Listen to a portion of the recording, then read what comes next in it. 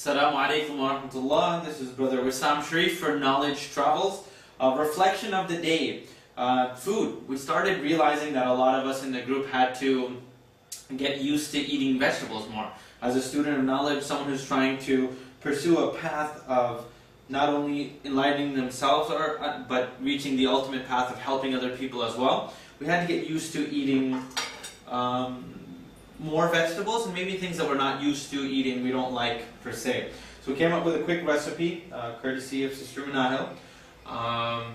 2 kgs potatoes, batata, 2 kgs aubergine, bacon, eggplant, 1 kg tomato. You take an empty pot. I did most of it already. You can soak all the vegetables and then peel them quickly. Peel them, get all the potatoes, put the eggplant first, then you put the potatoes in, and then on top of that, dice the tomatoes small. Most important thing, before you start, put a little bit of oil on the bottom. It'll keep the vegetables from sticking. Bi'ithnillah.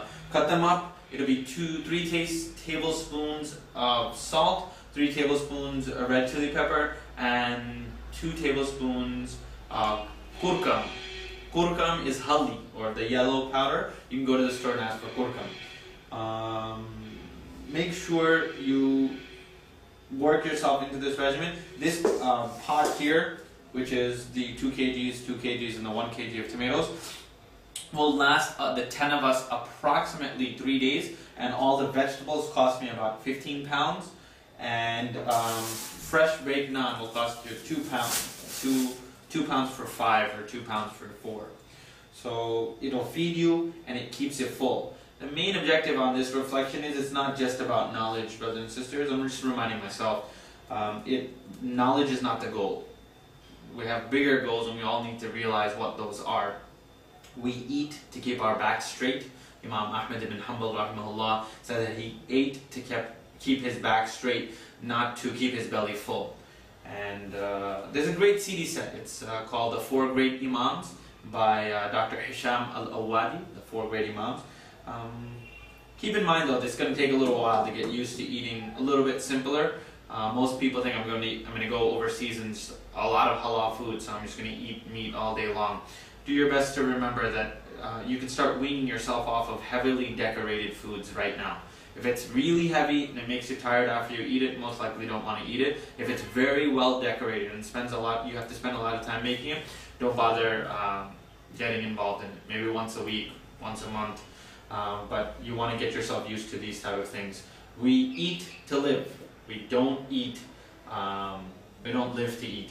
So bi'idhnillah, keep this in mind. There's a lot of opportunities for us to live a simpler life, and for those of you who are worrying about Gaza and going to fight there and all these wonderful things, if you can't do that, then what are you doing at home? Are you living a simpler life? Are you doing something more to show your simplicity, or at least if your brothers and sisters are not eating as comfortably as you, it doesn't have to be extreme of you going and fighting. Why don't you share that pain with them and maybe live a little simpler. Bismillah, enjoy this, cook it on the stove, remember the oil, and inshallah we'll speak to you soon. Oh, sharpen your knives or your wrist will hurt a lot.